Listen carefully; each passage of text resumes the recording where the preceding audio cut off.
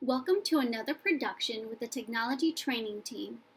In this video, you will see the basics of using PGCPS Zoom.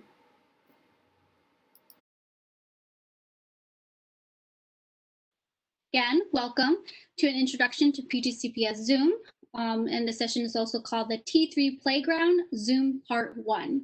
We do have a second session called T3 Playground Zoom Part 2, which will be next Wednesday, September 16th from 4 to 5:30.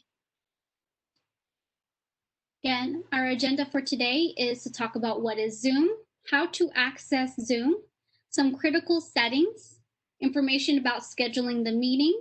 We will do a walkthrough on Zoom platform and how to access your usage attendance reports, some best practices, and additional resources. I did forget, however, to say my name is Marianne Santos, and I am a regional technology coordinator with T3, the technology training team. And I am also accompanied by Clarissa Burton, who will be answering any questions that you have in the Q&A, and Monica Jenkins. So, what is Zoom? So Zoom allows us to host live sessions. We do not have any duration limit on licensed accounts. All accounts should now have licensed accounts and no longer basic, unless they are non-instructional staff. With licensed accounts, you have a 300-person limit, and we're able to have secure access for students. If you do have basic accounts, you would have a 40-minute limit in your Zoom live sessions. What's also new is that there is breakout rooms with the licensed account. There is polling, nonverbal feedback, and you're able to see reports. We are also still waiting for guidance about Zoom breakouts as well, but we will not be covering breakout rooms in this session. That will be covered in part 2, along with polling. Recording meetings. So there are different ways to save your recordings. You can save to the cloud or save local to your computer or upload to your drive. Cloud is only available for licensed users, but they are only available for 30 days. After 30 days, they expire and they will be no longer available. So we highly suggest to download the recordings and then upload it to Google Drive. You do have unlimited storage on Google Drive. And I'll be showing you as well how to create a cloud recording or a local recording and how to access that as well in this session. What can be recorded? If information was sent to the principals already, if a live session is being recorded, it must not contain student faces and, to the extent possible, student voices. Parent guardians will have the option to opt out of their child using video and/or audio during a live lesson, and a template was shared to the principals to collect opt-outs from parents. If you are looking for the opt-out forms, please see your principal or administrator. Now, getting started with the software and accounts. So there are 4 different options. There is the desktop client, the web client, the Chromebook app, and the mobile app. And these are the 4 different ways that our students could be joining you in Zoom.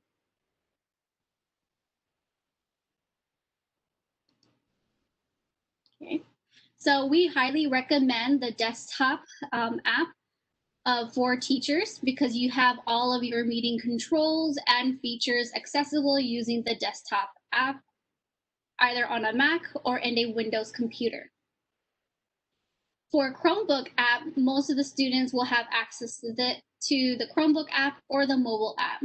Most students that are first grade and up have Chromebooks, and the mobile app is available on the iPads for our pre-K and K students.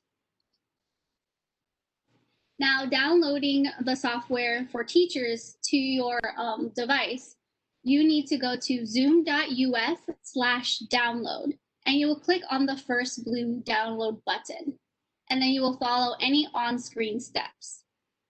This has been updated again, so I'm just going to show you here. I'm going to go to zoom.us/download.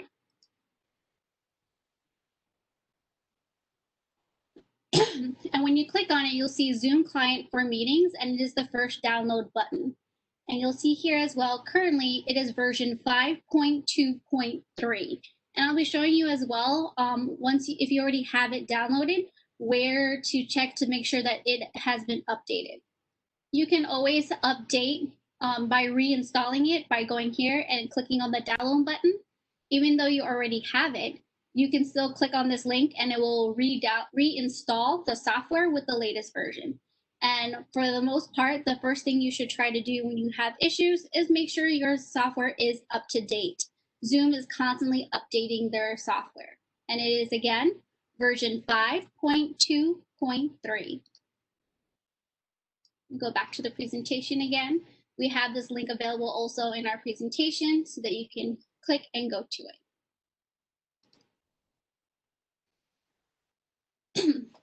Within the Chromebook, the students need to find the Zoom app on their device, and we have pushed it to all PGCPS provided student Chromebooks. We do have an animation here on the right side for how to make sure students are logging in, and we are asking to make sure they log in using SSO. We do know that we gave directions to sign on through Clever, which does still work, but we did notice that there are some students who are receiving an internal message, error message or authorized meeting message for them. So to help prevent that, we need to make sure they are logging using SSO. I'm just going to wait for this to filter through for a moment. So on their Chromebooks, they can click on the little circle icon, but we also put it at the very bottom of the screen. They'll click on the Zoom app, select sign in, and then they'll select the sign in with SSO. And this screen did really go fast, but they're going to look for the Zoom app, click sign in with SSO.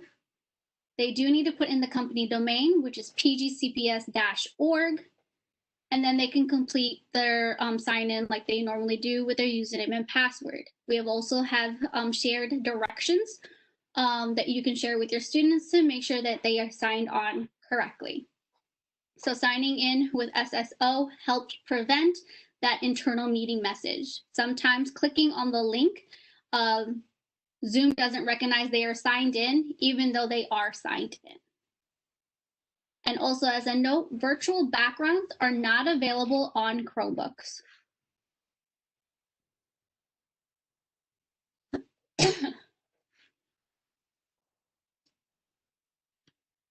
As for the mobile app, the Zoom app will be pre-installed on PGCPS provided student iPads, and staff can also use the mobile device if you're trying to use it on your own personal device. There is an app called Zoom Cloud Meetings, and make sure you go to the appropriate store, either if you're using an iOS device, an Apple device, or an Android device.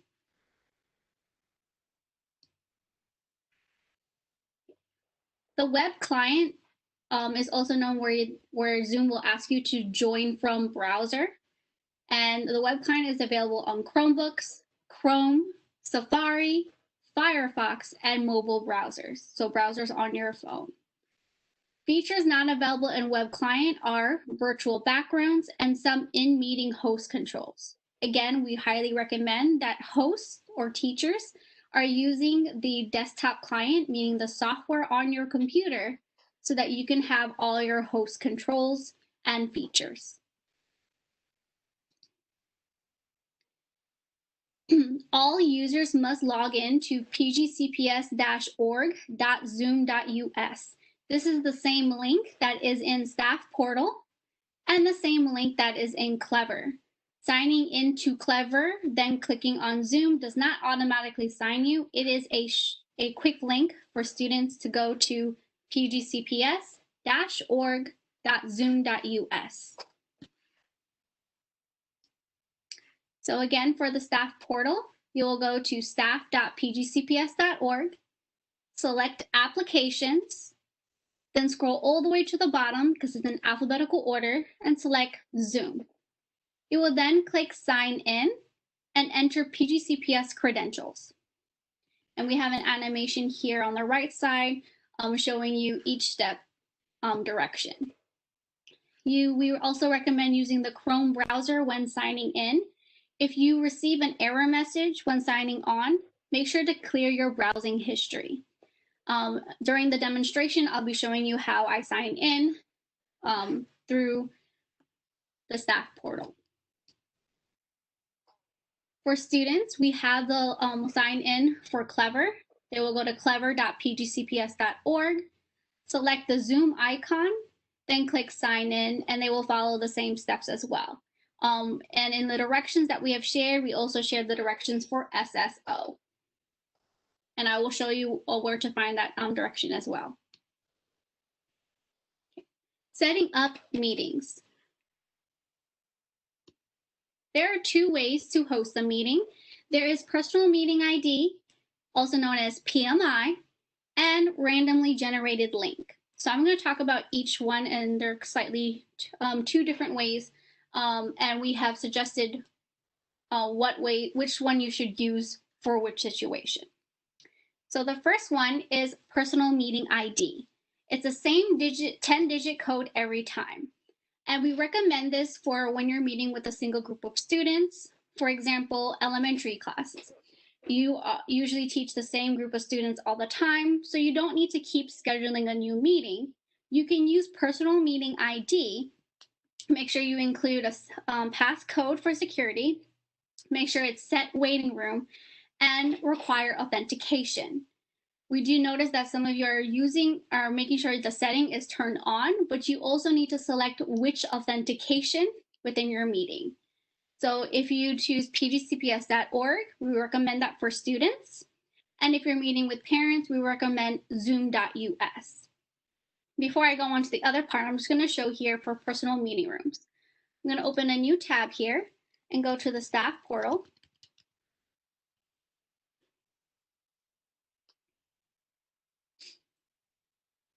And 1, 2, 3, 4, the fifth option says Applications. Click on Applications and scroll to the bottom until you see the word Zoom. Zoom is the last one.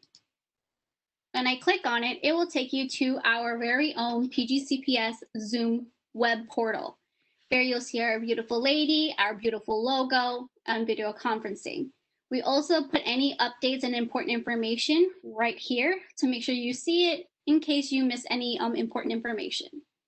You scroll down a bit, you'll see the blue button, Sign In. So go ahead and click that. Give that a moment. Do apologize, it did sign me into my other account. So I'm just going to use this one for now for tech training. It automatically takes you to your profile. Let me see if I can sign out of this so that I can sign into the correct one. Apologize, please, for one moment.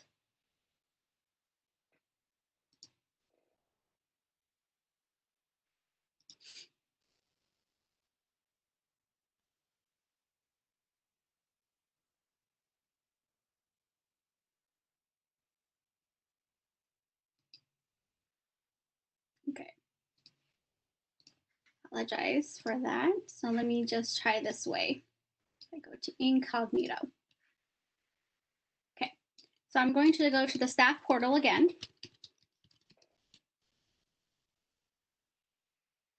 Go to Applications, scroll all the way to the bottom to Zoom. Select Sign In.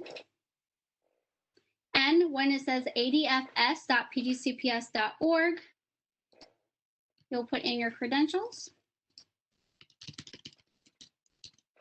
and click Sign In. So we recommend going here when you're fixing your settings, checking your reports, and scheduling your meetings. You could see that I've already had things here that's already scheduled. But the first thing I'm going to do is go to settings, which is the last 1, 2, 3, 4, the 5th option. Don't mind this. I do have a different kind of account than the rest of you, but go to settings. And here you'll see all the different settings. Overall, that will be set as a default. Just because it is on does not mean that you have it turned on for your meeting, and I will show you what I mean by that in just a moment. So here you'll see that this is a very long list of settings. There are several settings on here, but I'm going to talk about the required ones here because we can spend hours just on settings alone. The first one is making sure waiting room is turned on. This allows you to make sure even though students are authenticated, this helps to make sure that the right students are coming into your meetings. So if you teach with multiple students in the waiting room, and you should only see students from mod 1 and they come into your mod 2, the waiting room lets you at least see them coming before you let them in. And right below that, you'll see meeting room options. So I'm going to zoom in here because I know the font may be a little small. Waiting room options. It should automatically say everyone will go to the waiting room. I have seen that there are teachers where students were able to come in before them, even though waiting room is turned on. But make sure it says everyone will go in the waiting room. If I click edit options, you'll see there's an option for everyone, users not on your account, users who are not on your account and not part of the allowed domains. So sometimes some teachers have this accidentally turned on where a student who has a pgcps.org can join your meeting without the waiting room. So make sure it is selected to everyone. I'm going to go ahead and click cancel, and you'll see there's a green check next to it. Below that, you'll see require a passcode when scheduling new meetings. So make sure that is turned on. It is required to have a waiting room, a passcode, and authentication. Those are the 3 main ones.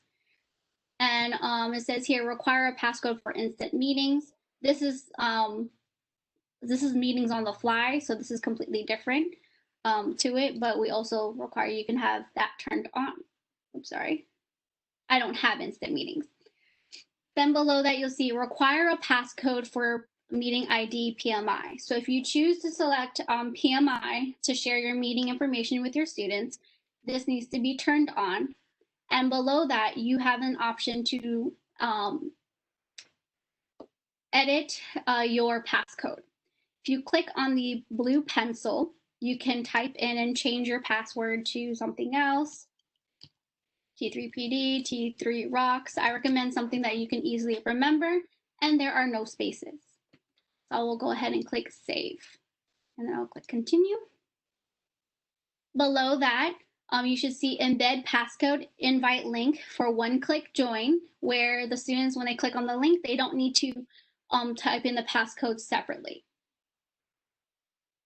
And below that says require passcode for participants joining by phone. So if they are trying to join by phone, they do need a passcode. And below that is only authenticated users can join meetings. This needs to be blue turned on. And you'll see that there are 2 options here. So the first step is making sure this blue toggle is turned on. And I'll be showing you where in the meeting settings to make sure you select the correct one. You'll see that there are 2 options, require pgcps.org account to join meeting, and the other one is sign into Zoom. The first one is for students, meetings with students, and the second one is for meetings with teachers. So you don't need to make any changes to this. Then the rest of the settings are up to the needs of your meeting. And you'll notice that some settings are already locked by the admin. You see here on my right, I have locked by the admin. So you can't make any changes to that. That way you don't have to worry about every single setting, but there are some settings just to help keep your meetings even more secure.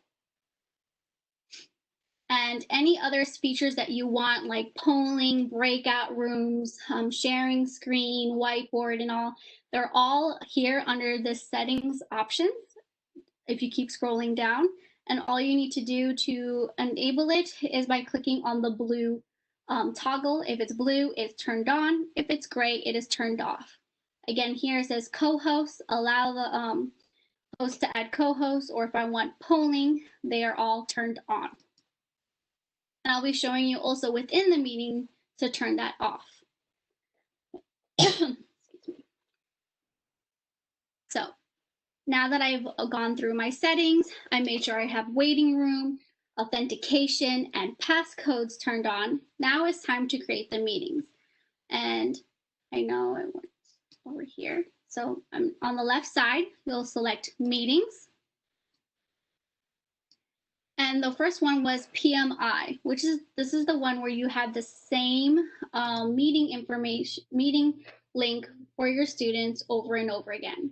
So instead of going to upcoming and scheduling, you'll see there's a third tab under meetings that says personal room. So I'm going to go ahead and click personal room. Again, this is recommended for this if you're only meeting one single group of students over and over again. You'll see here's my topic, the meeting ID, and my passcode, the link that I can use to share with my students, additional meeting options, and at the bottom there are 3 buttons: start, copy the invitation, and edit. The most important thing you need to do is go to edit. And when I click on that at the bottom, this is where you can make sure all the settings have been put in place. The security for your passcode, if you need to change it, you can go ahead and change your passcode if you need to here, or keep it the same. We do recommend changing it regularly. And to make sure waiting room is checked off. These settings here for video is what you want turned on automatically when they come into the meeting. This can also still be changed within the meeting. This is just a default for when they come in for the first time. As the host, as a teacher, do you want your camera automatically on when you come in? And for your participants, for your students, do you want it off, on or off when they come in? Right below that is audio. Do not change the settings unless you have a setting that's not supposed to be here. Please make sure to put telephone and computer audio. In case students have audio issues on their device, either like the speaker is not working, they can telephone in to listen. Scrolling down here, you'll see meeting options. To enable join before host, you'll see a teeny tiny lock here, so you are unable to make any changes to that. The next one, we have locked mute participants on entry. So as soon as they came in, it's already mute, so you don't have to worry about muting them when they come in. The next one is only authenticated users can join. You need to make sure that this blue check is checked off. I'm going to uncheck it for a moment. Some meetings automatically have this. You need to click on the checkbox next to only authenticated users can join. Then here is where you will decide which authentication they need. The first one says require pgcps.org account to join meeting. This is again the one that we use for students. And if you are meeting with parents, you will change it to sign in to Zoom.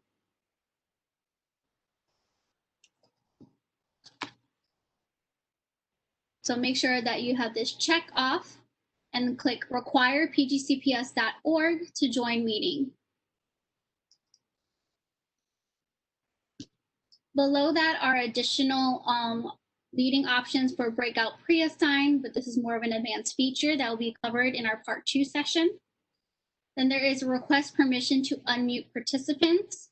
We're going to leave that unchecked for now. And you also have the option to check on automatically record meeting. As soon as you start the meeting, you can have Zoom automatically start recording, so you don't have to think about the record button, but this is completely up to your discretion. And at the very bottom, you'll see alternative hosts. Alternative hosts are slightly different from co-hosts. Alternative hosts can only be added if they have a licensed account. An alternative host can start the meeting without you. Alternative host has the same exact controls as you as a co-host, but they cannot. But the only thing an alternative host can do is start the meeting without you. When you are done, you'll go ahead and click Save. I'm going to zoom out of here. And you'll see all the settings that you have chosen. And next to the Edit button, you'll see the Copy the Invitation. I'm going to go ahead and click on this. And this gives you all the Zoom information that you need to share with your students. We highly recommend or require that you share your Zoom meeting information only in Google Classroom to keep your meeting secure. The three main things you do need to share with your students if you didn't want to share all this information is 1, the Zoom link, the meeting ID, and the passcode. You must share all three components. Like I said in the beginning, if you share the link, sometimes students, when they click on it, they get an internal meeting message. Sometimes the link doesn't recognize they are signed in, even though they are. So as a workaround, students can type in the meeting ID and the passcode. So make sure you include all three information for your students in case the link doesn't let them in. You will copy and paste this information and insert it in Google Classroom. And I will show you that a little bit later in this session as well. So I'm going to go ahead and click Cancel here. So again, this is how you would access your personal meeting ID, your PMI, by going to Meetings, Personal Room. To make sure your settings are in place, you will click on the Edit button. To get your meeting information to share with your students, you will select Copy the Invitation. And again, you need the three things, the meeting link, the meeting ID, and the passcode. And all you have to do is just share this with your students once, and they'll just need to keep joining that same one over and over again. I'm going to go back to the presentation here. And now I'm going to talk about, we have also the step-by-step directions here that I just demoed for you on our presentation here. So the other way is called a randomly generated link. This is where you get a new link every time, but you only need to make it for each group of students. So again, and I will clarify more on that. So it's best for meetings with multiple groups of students. Again, you still need a passcode, the waiting room, and authentication. Here on the presentation, we have step-by-step directions for you, but I'm going to show you here live. I'm going to go back here to my account. I'm going to select Meetings. And instead of doing Personal Room, I'm going to go all the way to the right where it says Schedule a Meeting. I'm going to go ahead and click on that. And it's going to ask you for some meeting information, for example, the topic. I recommend naming it the class that you're meeting with. So I already had Mod 1 scheduled. So I'm going to go ahead and put in Mod 2. You can include a description if you want to, put in a date and times. So I'm just going to keep it as is for now. But this is only for scheduling purposes. So even though you have it set for September 9 at 5 o'clock, you can start your meeting anytime. If you want, so that you don't have to keep scheduling it over and over again, you can click on the button that says Recurring Meeting. Registration, do not require registration. This is not necessary for our students, and we're also not doing a webinar with our students. Below that is Meeting ID. You'll see I have two options here where I could do Generate Automatically and Personal Meeting ID. So I'm going to zoom in a little bit more here so that's easier to see. If you are meeting with multiple groups of students, we recommend doing Generate Automatically. So I'm going to go ahead and select that. As you can see, my personal meeting ID is always the same ID every single time. For Generate Automatically, I will have a different meeting ID for each group of students. So I'll have a meeting ID for Mod 1, a meeting ID for Mod 2, and on. Again, make sure security, passcode is checked off. Type in the passcode that you want that you can easily remember, and make sure waiting room is turned on. Again, for your settings for the for video, you can decide if you want your camera automatically on when you start your meeting, and if you want your students automatically off when they come in the meeting. For audio, we keep it as telephone and computer audio. Then for meeting options, you see again the same options from personal meeting room, and you notice here it says only authenticated users can join is not checked off. So make sure you click on the check. And if it's with students, pgcps.org. And if with parents, sign into Zoom. So I'm going to choose, if this is my meeting with my students. And then I'm going to scroll down and you'll see again an option for alternative hosts where you can give them the option to join before you or to be a co-host in your meeting. I'm going to zoom out. Again, the three main things that we have is a passcode and authentication. And waiting room. Passcode, waiting room, and you have selected the authentication. Once you are done, you're going to go ahead and, one more. I'm going to make this recurring so you could see this. And click Save.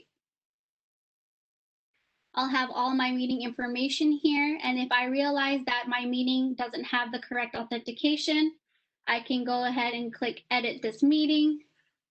And it's going to ask you only this meeting or all. Because it is reoccurring, instead of me going one by one, I will click all.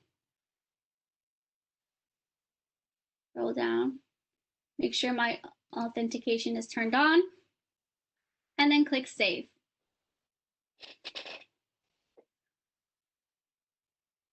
Once you have your meeting created, you'll see this is the information page to show you all your meeting information. On the right side, you'll see the copy invitation button. It's a little bit different from personal meeting room where it's at the bottom, but for when you're scheduling a meeting, you'll see copy invitations all the way on the right. So when I click on this, a new window will open. And again, the three important things you need to share with your students is the meeting link, the meeting ID, and the passcode. Make sure you copy and paste all three of those. And you put that in Google Classroom. Now that I've done with Mod 2, I'm going to go back here to my Meetings tab on the left. So I'm going to go ahead and click on that. And now you're going to see that I have Mod 1 and I have Mod 2. Now this is the reason why we recommend scheduling a meeting and getting a automatically generated meeting ID. My Mod 1 class, their meeting ID is 813-4803-1452. My Mod 2 class is 867-5513-7131. The reason why we recommend this is so that if my students in Mod 1 are trying to be silly and try to join my Mod 2, they cannot because they don't have the same meeting ID. In Google Classroom, I only share this information to Mod 1. For my Mod 2 class, this is the only information that I share them in Mod 2. So this is the recommendation we have made for teachers that meet multiple groups of students and to prevent students from another class come into a different class. And also, it also helps where if you're using waiting room, you don't have to look at your roster and don't have to take too much time by looking at your roster to make sure that this student is in the right class time. Excuse me. I'm going to go back here to the presentation. So I just talked about PMI and generating a random link. Again, so here are recommended setting. You can have your host video off, participants video, and allow removed participants to rejoin. Now, if you do remove a student during a session, but the next day you want them to come back in, you may have to turn this back on to let them come back in. So that is something important to know. it will remove them for the rest of the day or for the time until you turn it back on.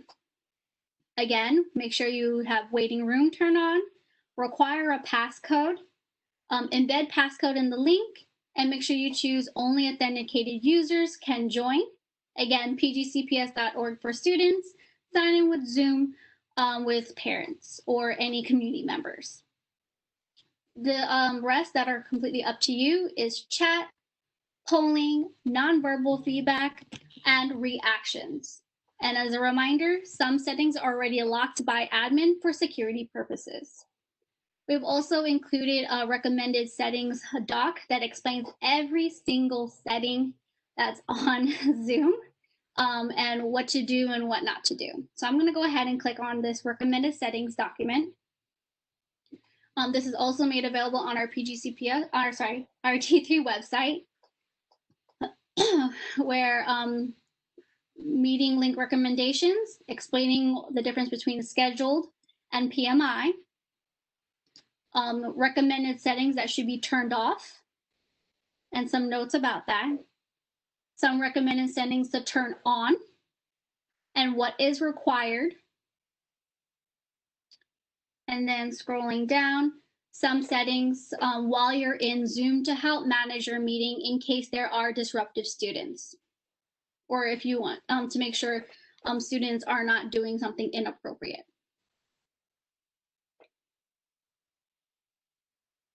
So those are important things to know. And again, this is all available on our T3 site, and I'll be showing that where to find that as well. I'm gonna go back here to the presentation. Now for sharing meeting invitation with students. We have step-by-step directions here on the right and animation on the left to show you, but I'm going to show you right here live in our meeting.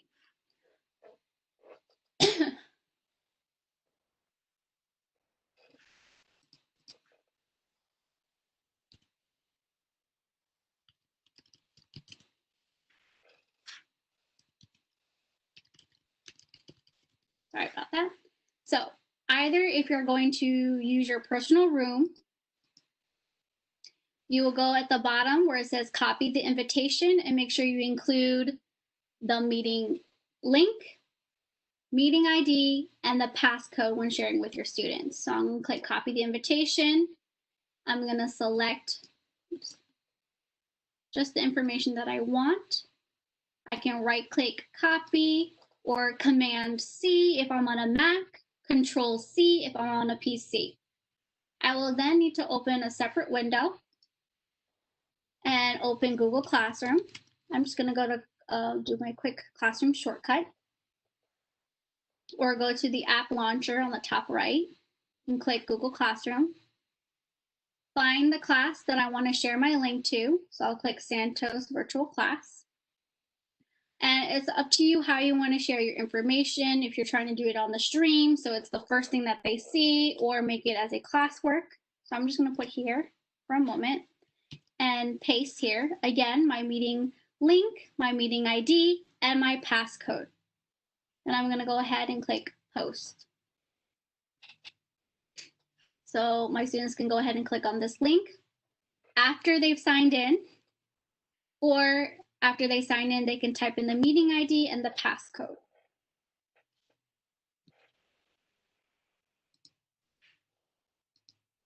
Okay, now for the Zoom platform. For the rest of the session, I'll be walking you through within the Zoom meeting platform. And just as a reminder, in this presentation, we have screenshots and labels so that you know all the different parts to it. And certain features may not show if they are not turned on or that you have updated your software. So these are the Zoom meeting controls information. And we show the participants and chat panel screenshots here, but I'll be showing you live. And after that, I will talk about Zoom reports. Okay. I did have a question about the remove students. So in a meeting, if you do remove a student from the meeting, and I will show you that once I do my demo, if you have the settings, I'm going to go back to settings, and scroll all the way down to allow. Sorry, here we go. And scroll all the way down to where it says allow remove participants to rejoin. Right now on my settings, sorry, it is turned off. And you know it's turned off because it is gray. When I remove a student from a meeting, they cannot rejoin until I go back here in my settings and turn it on to blue. And because Zoom will remember what device that they're on and where they signed on and will not allow them to join. If a student goes to a different device and try to join your meeting, they can join because it is a different device. But just as a reminder that if you do remove a student during a meeting and the next day you want them to be able to come back, you need to turn this back on so they can join your meeting again.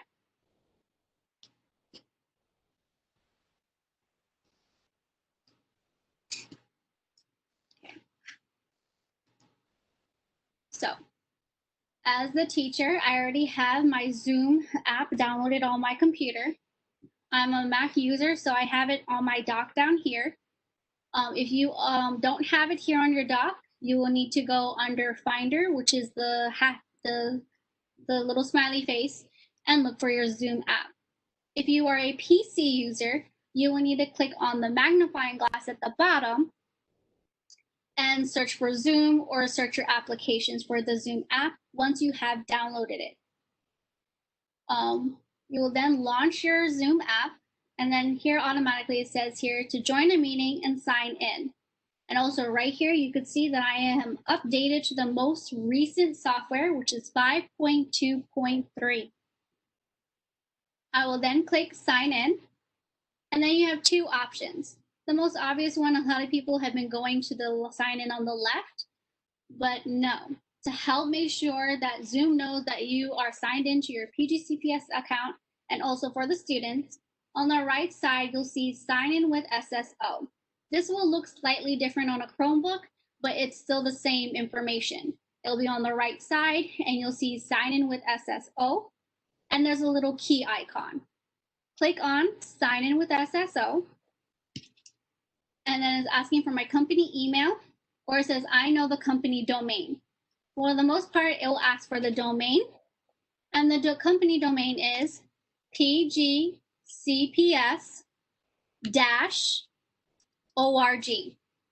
That is the company domain, which is the same directions we have put for our students' directions, and I will show you again later where to find that. So your company domain again is pgcps-org. I'm going to go ahead and click continue. And it's going to open a new window for me. Oops, sorry, I have so many windows. And I will sign in as myself.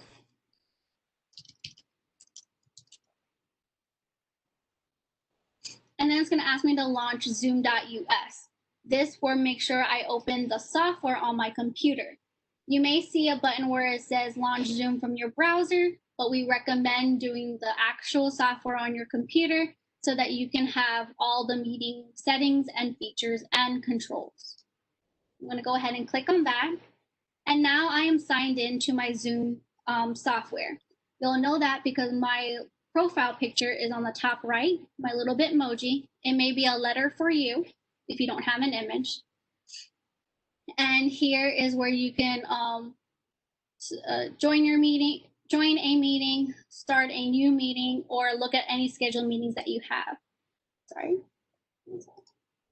My thing didn't refresh, so it's supposed to come up here on the right. Before I go ahead and start my meeting, if you click on your little profile icon, and you'll see several different options, and you'll see an option that says check for updates. This is where you can check if your software is up to date, and it will let you know to update.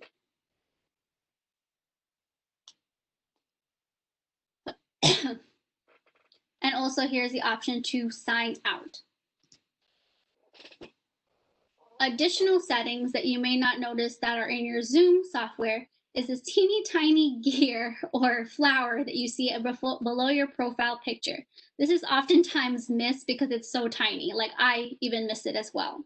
So if I click on the settings gear, then you'll see additional settings for general, if you're using dual monitors, if you wanted to go into full screen or not. I'm not going to go into too much detail here, but this is where you can review specific settings on the actual software. Anytime that it's advanced settings, you'll see on the bottom of my screen, it says view more settings. It will take you back to the Zoom web portal where we went through every single setting on what to turn off and what turn on. Okay, I am now ready to start my meeting. You can either click on your meeting. For demonstrating purposes, I'm just going to do a quick new meeting to go in there. So I'm going to go ahead and click on that. And okay. So I'm going to have this open right now as my screen. My camera is on, but it's covered right now. So I'm going to click stop video so that you can see that this is me in here. I'm going to join from another device so that you could see what it looks like when someone else comes in. My waiting room is turned on, so they can't just join automatically. Okay. Now, I haven't clicked on anything, but you'll notice this is really tiny red dot next to participants. And now it says 3. Before I get into here, I'm going to notice here on the left side, I have the option to mute and unmute myself. I'm going to mute this because I'm using 2 programs at the same time.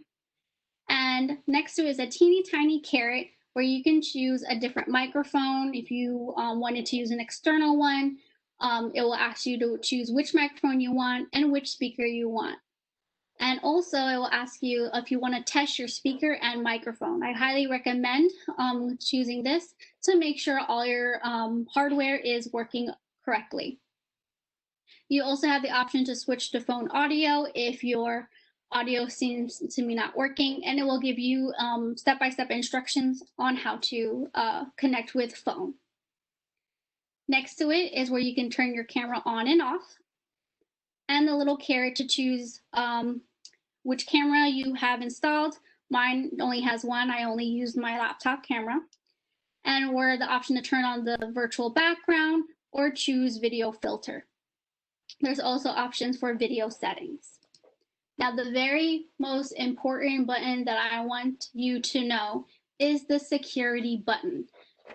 It has a little shield icon on it, and when you click on it, you have additional options in here as well, where you can just turn on and off on the fly during the meeting. Right now, I have lock meeting unchecked.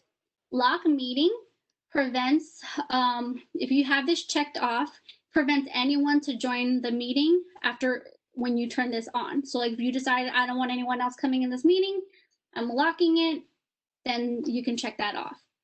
Right now, right next to it, you'll see checked off enable waiting room. So the waiting room is turned on.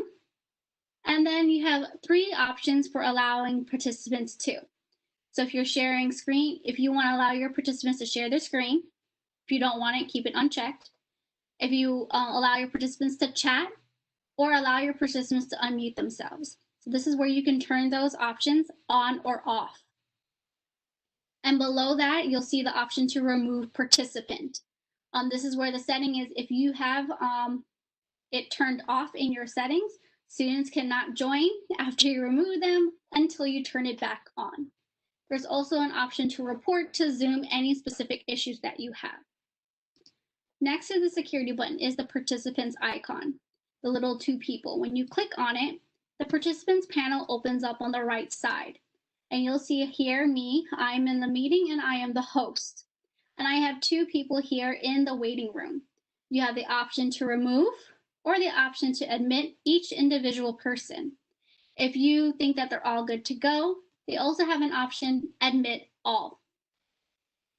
So I'm going to go ahead and click admit all and give them a moment to join.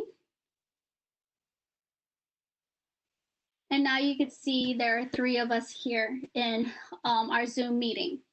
And they're all muted by seeing the red slash, and their cameras are turned off.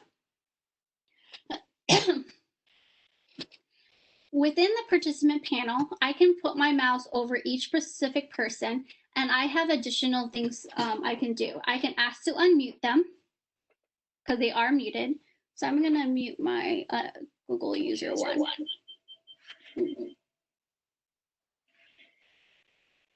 And I can mute them right then and there as the host so that we won't have that feedback or if a student decides to unmute themselves. Once I mute them, they cannot unmute themselves until I give them permission to.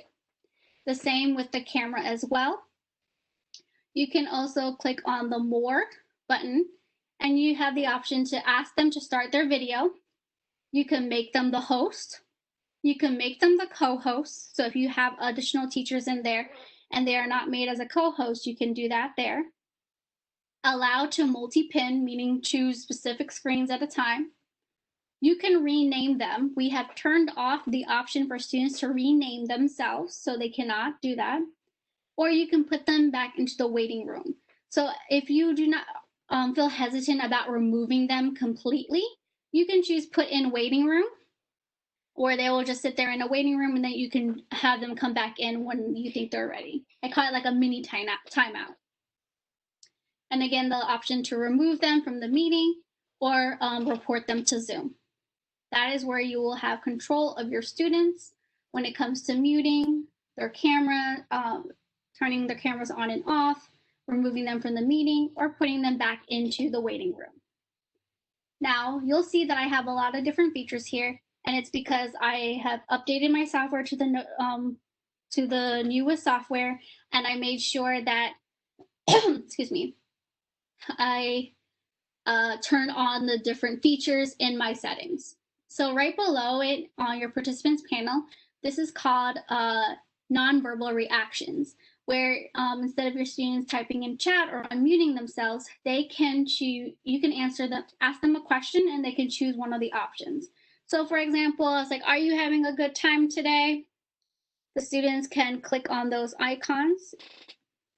Just so you know, so I have my Google user one clicked on their green button. And as the host, I have the option to clear all. Please note that if students are using the web browser, they may not have this option at all. So if they can't see it, it's because they're probably using the web browser. That's why we try to tell them to use their Zoom app when trying to join your meeting so they can see more of those features. So again, this is called nonverbal feedback. So they have an option for yes, for no, go slower, go faster, and then the 3 dots more. They have an option to do a thumbs up, a thumbs down, a clap. They even have a coffee cup for I need a break, or a little clock timer saying that they are away. And as a teacher, you have the option to clear all of their responses. Now you see that it's blank, and then you can ask a new question and they can choose a new kind of response. And below that in the participant panel, you have 3 buttons that says invite, mute all, and more. So if by chance your administrator needed your link and you're already live in your Zoom, you can click invite and automatically get the copy invite to copy and paste right from your meeting. And then you have the option here to mute all. So instead of muting individually, you can go ahead and click the button mute all, and it mutes everyone in your class. And they won't be able to unmute unless you give them permission to. The last button, more, in the participant panel, when you select it, I know it's really tiny on my screen. I can't make this any bigger, but you'll have additional options here to control your students. Where you have, remember, if it's checked, that means it's turned on. If it's not checked, it is turned off. So you have participants to ask all to unmute. If you decide you want your students to unmute themselves as a class. Mute participants upon entry. I recommend keeping this checked on. Allow participants to unmute themselves. Play sound when someone joins and leaves so that you know you'll hear like a little doorbell chime. lock meeting, and enable waiting room. So you can turn off waiting room in the middle of your meeting if you decide to, but we recommend keeping this on to keep your meeting secure. Again, this is where you're able to change your settings on the fly during the meeting. The next one after participants is the chat box. So I'm going to go ahead and click on chat, and the panel opens up on the right below your participant panel. Right now it says to everyone. So everyone can send a message to anyone. And right next to it, you'll see the 3 dots. And this is where you can change where no one can use chat at all. Only the participants can chat to the host. So only you as the host will be able to see what the participants are saying. Or the last one, everyone publicly. Everyone can see what everyone's saying. We have turned off private chat so that students won't be messaging each other without your knowledge. So that is not an option for your students. Again, anytime you see the 3 dots or the more, go ahead and click on it. You're not going to break it, so that you could see additional ways to manage your class during a Zoom meeting. Before I go into share screen feature, I'm just going to show here right now, I see Google user 1, myself, and Clarissa in this meeting. And if I hover my mouse over it, I can see asked to unmute. In addition to nonverbal feedback, there is also reactions. You see on my meeting control, I have this teeny emoji icon, and below it, it says reactions. When I click on reactions, I have different emoji icons to choose from. It may vary if you're using a web browser. You may not have as much options. You may only have like a clap or a thumbs up. And you can see here, Clarissa has done a thumbs up as her reaction. And here as my Google user 1, I could just do this laughing emoji. And it will show here, and it only lasts for a few seconds and it disappears. So it's like, can we give a round of applause for Marian Santos? And then students can click on the applause if they wanted to, and you could see that. And this is called gallery view, meaning you could see all your students here. However, I do know that you see only 3 people in here. Google Meet only allows us to view 25 participants at a time. If you're trying to see more than 25, you'll see there will be like a little arrow here on the right side to go from page to page and see 25 students at a time. So if you do have more than 25 students, you will not be able to see more than 25 unless you have a gaming device. And I do know that all of our PGCPS devices will not allow us to go beyond 25 participants to view. So to change the view, on the top right here, next to the participant panel, it says here view. If I click on this, I have an option to choose the speaker view, gallery view, or full screen. So if I do speaker view, it's only going to show who's talking at that time, and you'll see all the other participants all across the top. When you are sharing your screen, students will only see certain things. Their screen will turn into full screen and only see what you're sharing. So I'm going to go back to gallery view here so you could see to change it back to gallery view. Now the next one I'm going to talk about is share screen. It's the big green button in the middle. Before I select this, you'll see this little tiny caret next to it where you can change the option to where 1 participant can share at a time, multiple participants can share simultaneously, and then there's again advanced sharing options.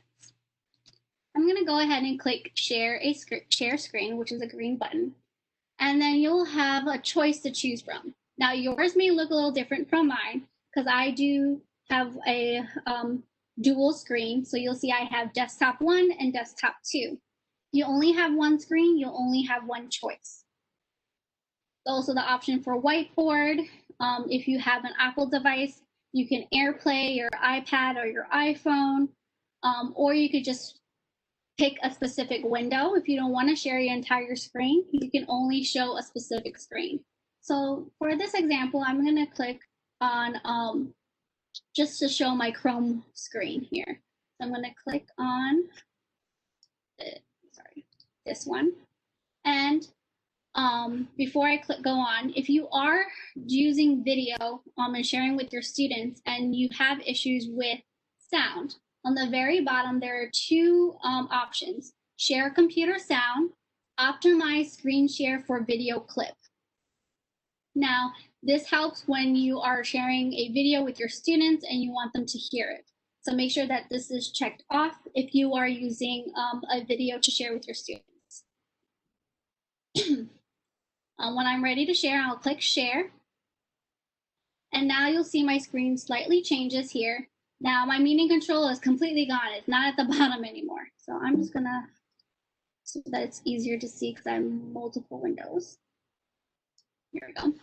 I am sharing this in this screen here. Sorry, this screen.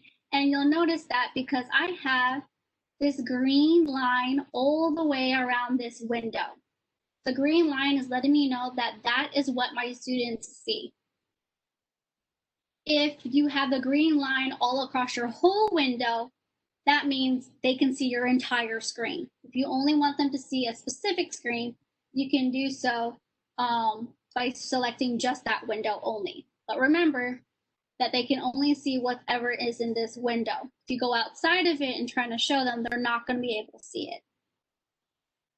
So I'm going to shrink this here even more. And this is also a good way for managing. So you notice that I made this window a lot smaller so that at the same time, like, oh no, I can't see my students. I don't know where they are.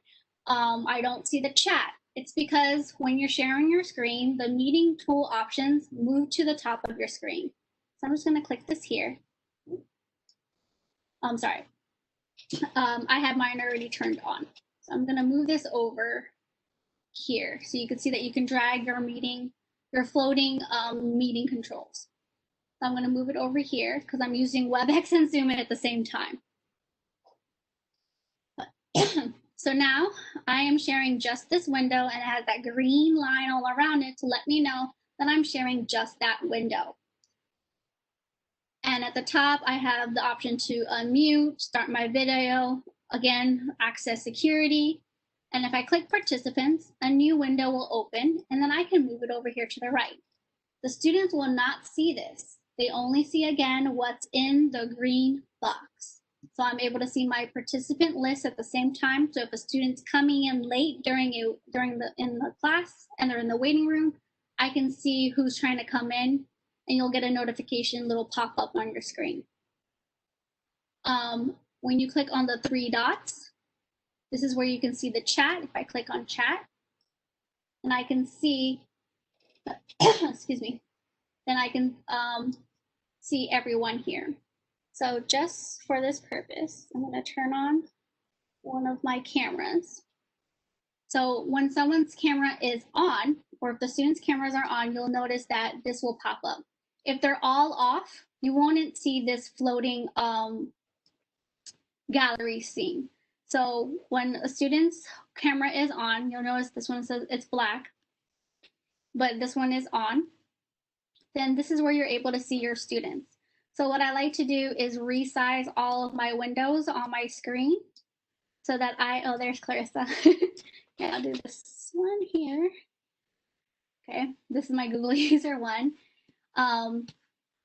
So the green, again, is what the students see, and I can move my participants panel to see who's coming in and out. And then I can have my students over here and my chat over here. And yes, this is a lot, but just so that you can understand that we recommend using it this way so that you can be able to manage sharing your screen and be able to see your students. Again, right now we only have 3 users, but if you have multiple, you'll see here, I know it's really, really tiny and I can't make it any bigger, but the one line means it's just telling you who's talking. The thicker bar will just show you only the one that is talking. Then the 2 bars will show you a stacked screen of all the cameras.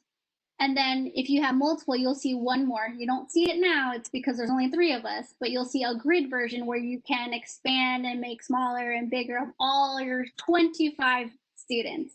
And again, you still need to go from page to page if it's more than 25.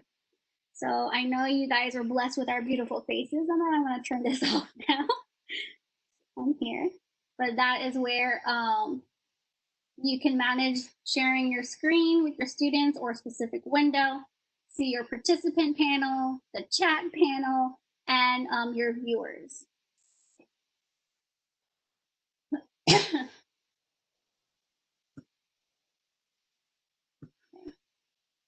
So now that we've showed how I'm sharing your screen, I'm going to click this red button to stop sharing with my students, and it takes me back to the main Zoom window. And I'm going to show you one more share screen option, which is whiteboard. So when I click share screen, you have the option for whiteboard. If I click on whiteboard, then click share, it makes this whiteboard window open up. And again, you see my participants here on the right side. If I can't find chat, just click more, then click chat. And then you can move that to the side.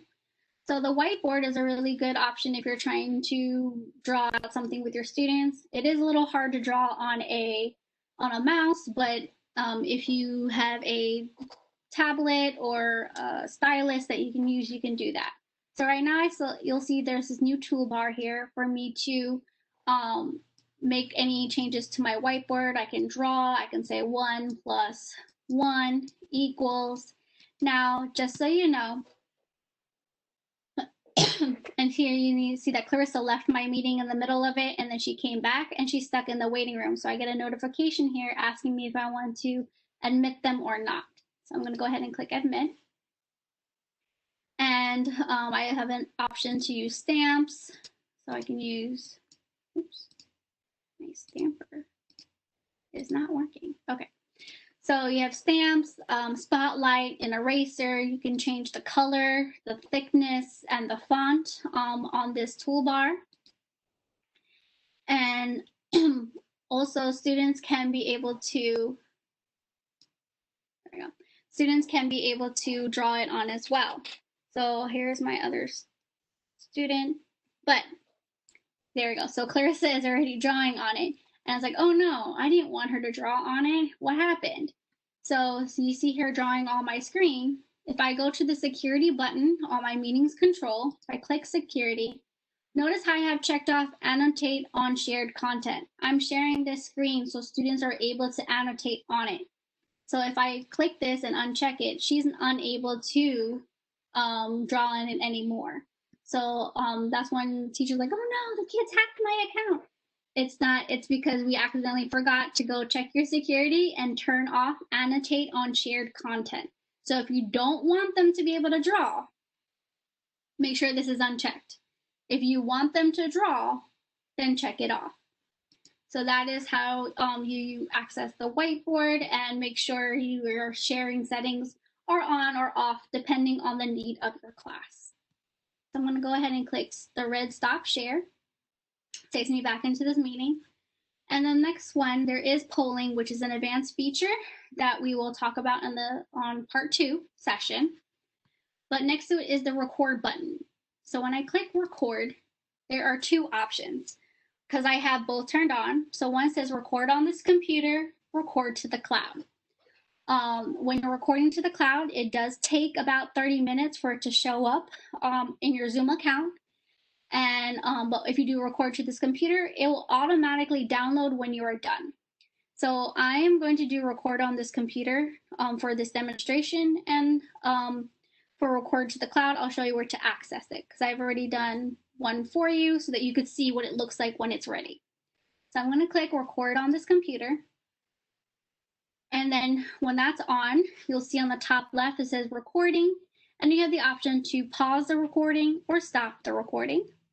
And then the same buttons are at the bottom of your meeting controls. So I'm just going to let that go on for a little bit, and so that we can have a recording. And the very important button here is this red button that says end. As the host, you'll see the button that will say end. For participants, it may say leave or leave meeting. When you click end as the host, you have two options, end meeting for all or leave meeting.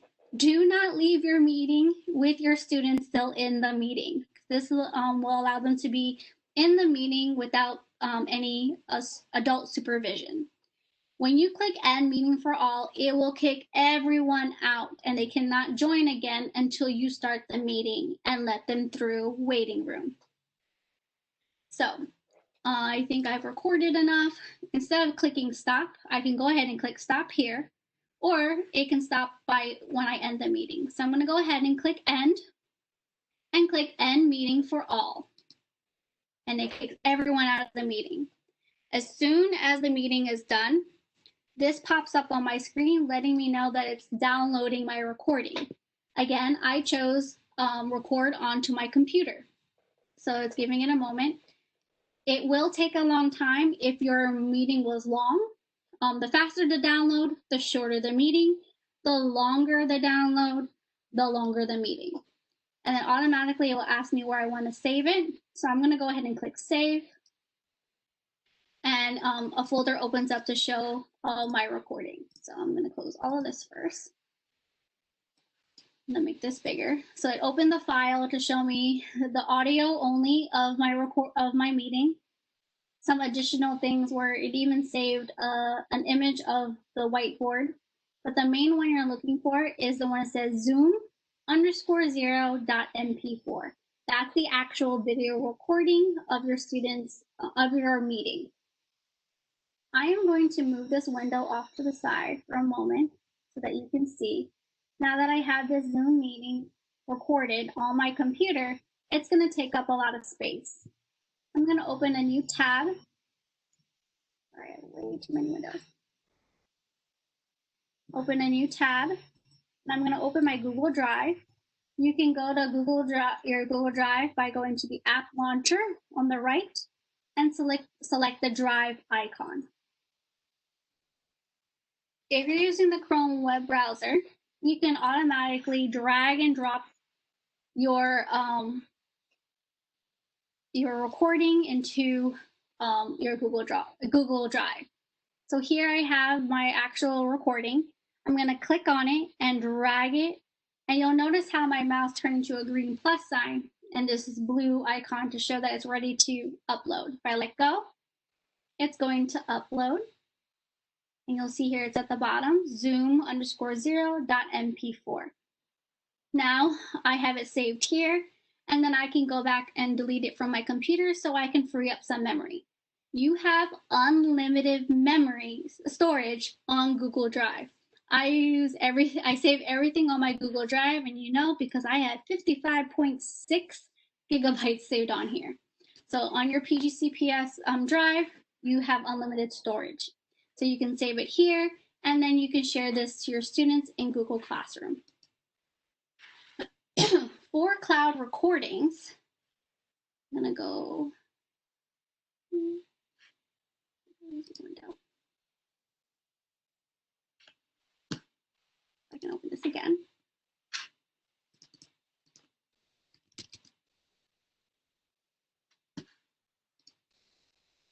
Sorry, I have to go into the incognito window. Go back to pgcps.org. And sign in. Sign in here again.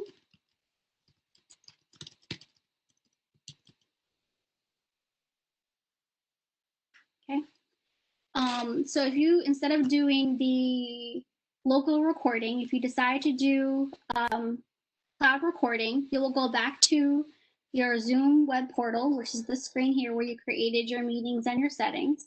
The fourth option on the left is recording. So I'm going to go ahead and click here. I already did a sample one so that you can see. After about 30 minutes, your recording should show up here, or it's depending how long it is. And I can access my Zoom recording right here. So I can go ahead and click on this. Then it's going to ask you to download it. or you can share it with your students. Please know, and now you can see, sorry, that this recording, it's been changed here, that it will be deleted automatically for 16 days, which isn't a lot of time.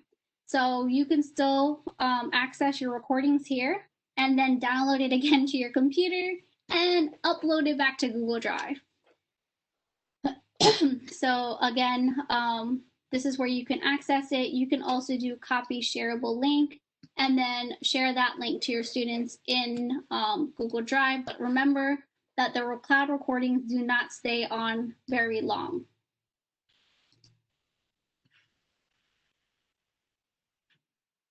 So I'm going to go ahead and close that and go back to this presentation. I know we covered a lot of information. Again, everything is on our presentation, and it's shared on our site. And the last thing I'm going to explain is Zoom reports. So my account, I don't have access to it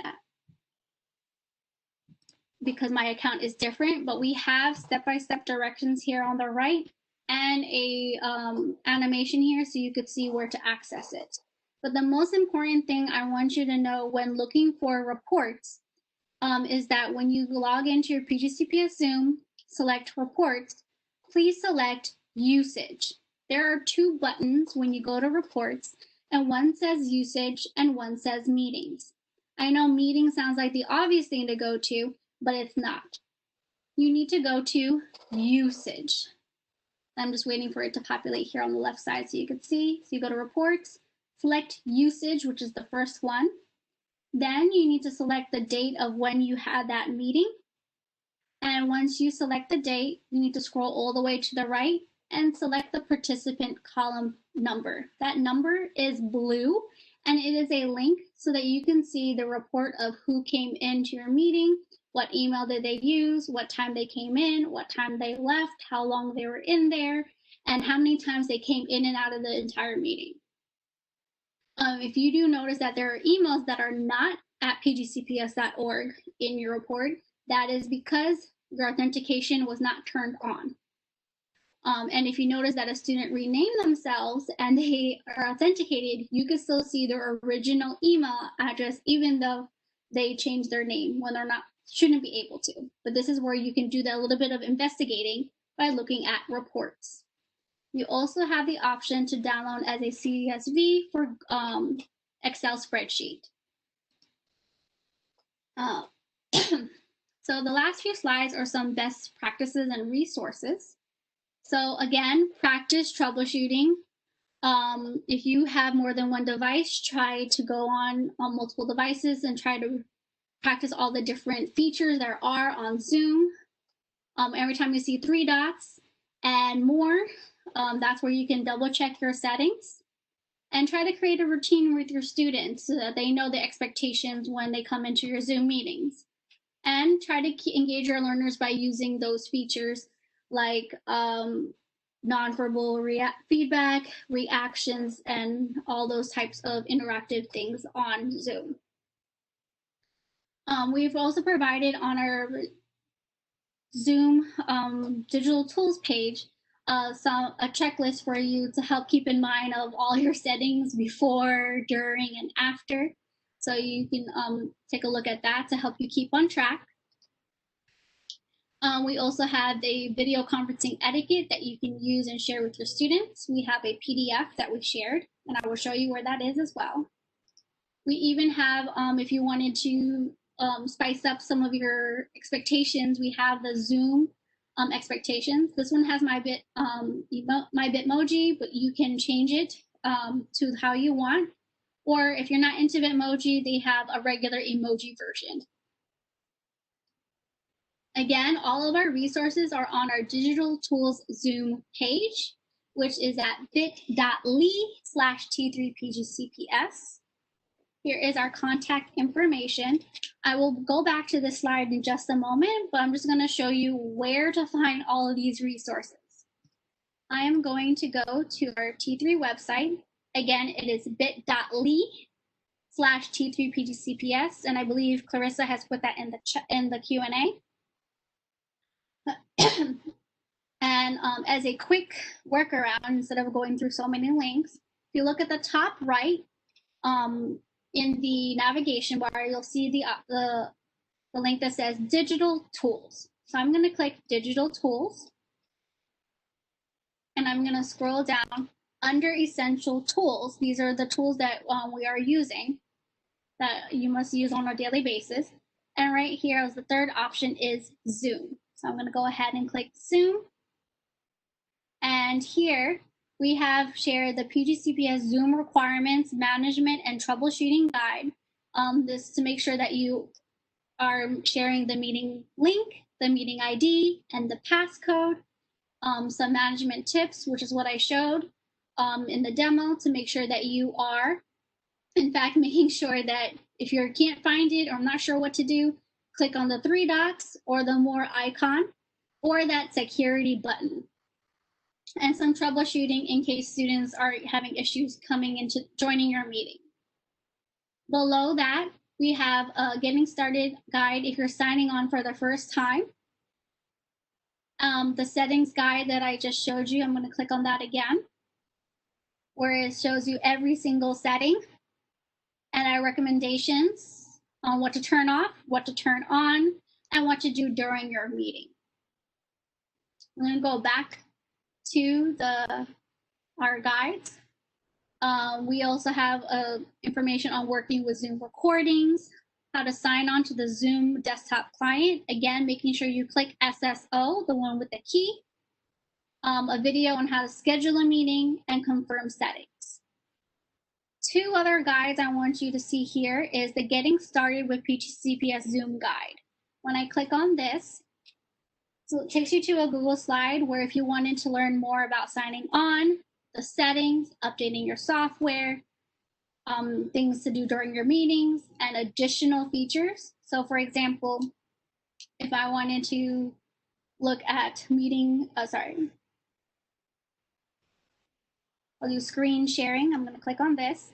There is a YouTube video on the right side, some step-by-step directions on the left, some more information about what screen sharing is, and Zoom's very own article about how to screen share and make sure your computer and device is connected.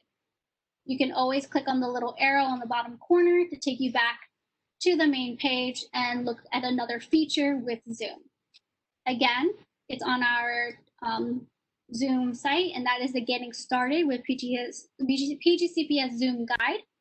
The second one is Advanced Features. If I click on this, this is where you'll find the reactions, nonverbal feedback, polling, breakout rooms, annotations, whiteboard, screen sharing with external devices, and virtual backgrounds.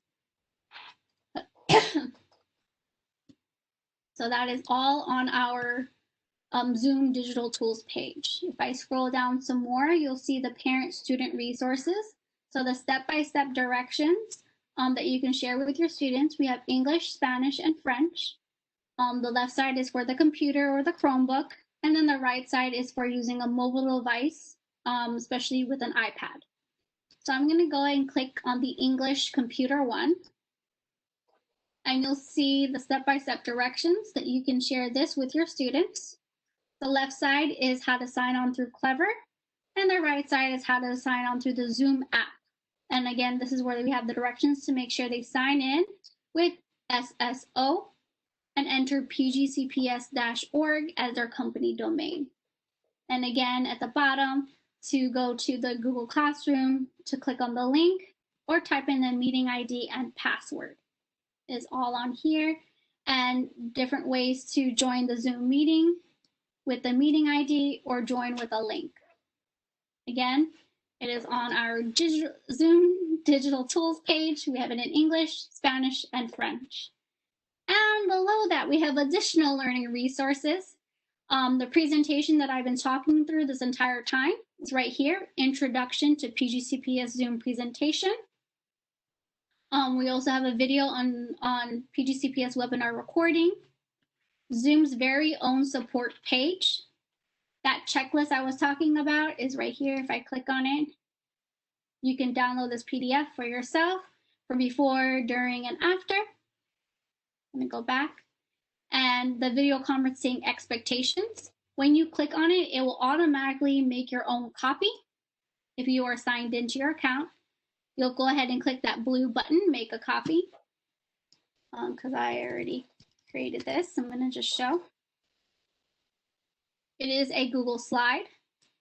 But you'll see here is my Bitmojis. We also have the Google Meet version. We go into slide 2. If you're not into Bitmojis, we have just a plain emoji one that you can use with your students.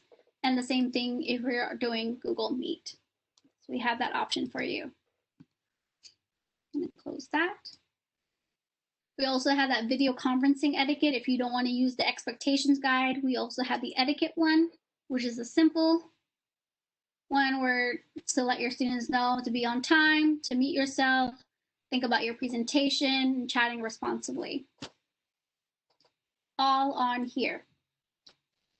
So I know I did a lot of information and to share on here. If you are an stipend eligible employee, if you do participate in the Zoom Part 1 and Part 2, that is available. Clarissa just put in the chat the attendance form for you to fill out. In order to get this stipend pay, you do need to attend both Part 1 and Part 2. So you'll go ahead and click on that Google form.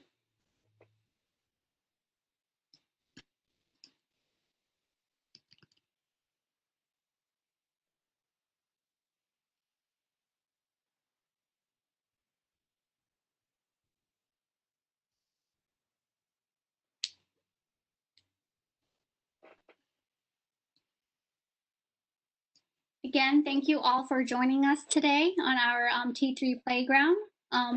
Zoom Part 1. Zoom Part 2 is next week. It is if you haven't signed up already, it's in my PPS. And I wish you all a good night. And again, the link is in the chat for the attendance.